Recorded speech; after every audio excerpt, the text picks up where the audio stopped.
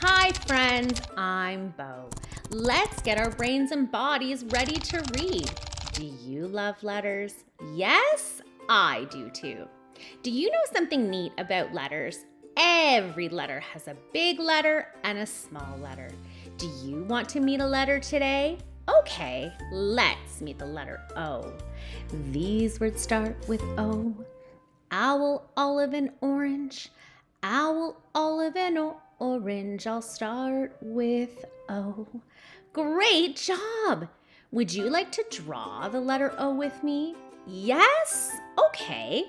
Which one would you like to draw first? The big O or the little O? Okay, let's draw the big O first. Draw a big circle, that's it, that's all.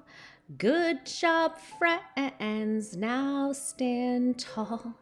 Great job drawing a big O. Now let's draw the little O. Remember, it's much smaller. Draw a circle, that's it, that's all. Great job, friends, let's do that again. Draw a little circle, that's it, that's all. Great job, friends, now stand tall. Thank you for learning and moving with us. Bye for now.